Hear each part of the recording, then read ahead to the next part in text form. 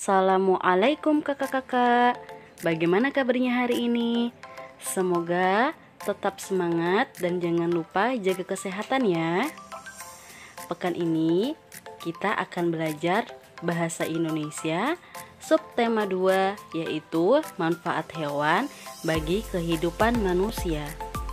Tuhan menciptakan hewan agar dapat dimanfaatkan oleh manusia. Ada hewan yang dipelihara untuk digunakan tenaganya, ada juga yang diternakan untuk diambil daging, kulit, telur, susu, dan tulangnya. Ada pula hewan buas yang hidup di alam bebas. Menjadi kewajiban kita semua untuk menjaga dan melestarikan hewan. Berikut akan Ustazah sebutkan beberapa saja contoh hewan yang bisa diternak. Ada kambing, ayam, bebek, domba, dan masih ada lagi hewan-hewan lainnya.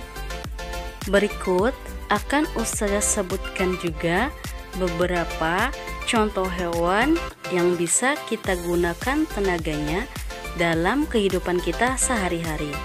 Ada sapi, kerbau, kuda, unta, dan masih ada hewan lainnya. Nah, sekarang kita sudah masuk di pembelajaran 1, yaitu tentang dongeng. Yang harus kakak ketahui adalah membaca dongeng harus dengan intonasi dan lafal yang benar. Misalnya, penyebutan huruf F dengan P. Kedua bunyi itu harus diucapkan dengan jelas. Selain itu, turun naik suara juga harus sesuai. Maksudnya, jika tokoh sedang sedih, kamu juga membacanya dengan nada yang sedih. Sekarang akan Ustazah bacakan contoh dongeng, yaitu Kisah Petani dan Anak Harimau pada buku paket tema 2 halaman 75. Kakak perhatikan ya, dan jangan lupa buku paketnya dibuka.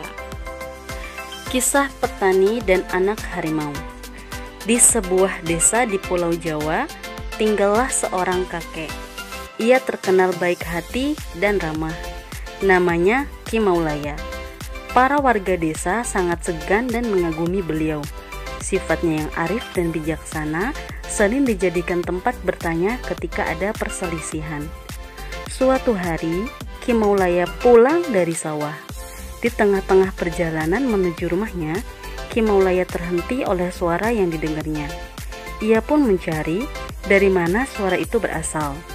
Dia menemukan sebuah lubang jebakan.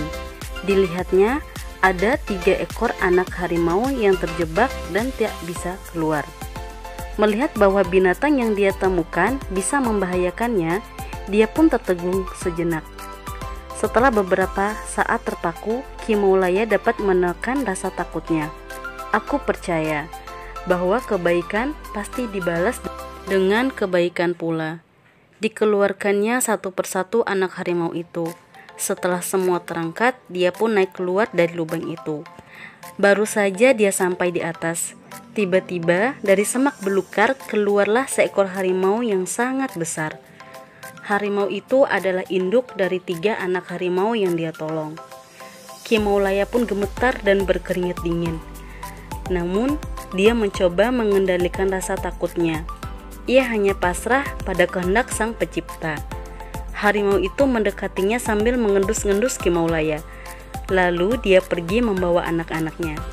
Konon, setelah kejadian itu, Ki Maulaya dan harimau menjadi sahabat. Harimau itu sering menunggu Ki Maulaya ketika sawah dan menjaganya dari bahaya hewan-hewan buas. Dan apa yang diyakini Ki Maulaya terbukti. Kebaikan pasti dibalas dengan kebaikan pula.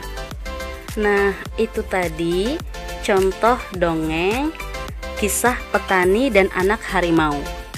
Berikutnya, kita akan menentukan amanat apa yang terkandung pada dongeng Kisah Petani dan Harimau. Tetap selalu tolong-menolong kepada orang yang membutuhkan bantuan kita dalam keadaan apapun dan bagaimanapun.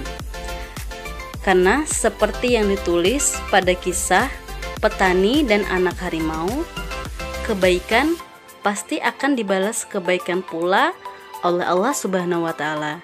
Jadi, kakak jangan segan-segan menolong orang lain, karena Allah juga pasti akan menolong kakak suatu hari nanti. Nah, dalam sebuah dongeng pasti mengandung pesan moral, Kak. Seperti yang Ustazah bacakan tadi, pesan yang terkandung pada kisah petani dan anak harimau. Untuk mengetahui pesan moral dalam sebuah cerita, kita harus membacanya berulang-ulang. Dengan demikian, kakak dapat mengetahui jalan cerita dan karakter tokoh-tokoh dalam cerita tersebut. Pesan moral dalam cerita biasanya memiliki ciri-ciri sebagai berikut. Yang pertama, pesan moralnya selalu baik. Yang kedua, bisa dilihat pada akhir cerita. Dan yang ketiga, bisa dilihat dari sifat tokoh utama. Terima kasih kakak-kakak sudah menonton videonya. Jangan pernah bosan ya, karena pekan depan kita akan belajar subtema yang baru. Tetap semangat dan jangan lupa buku paket dan LKS terus dibaca dan diisi ya kak, karena membaca adalah jendela dunia. Cukup sekian dari Ustazah Aisyah. Wabillahi taufiq wal hidayah. Wassalamualaikum warahmatullahi wabarakatuh.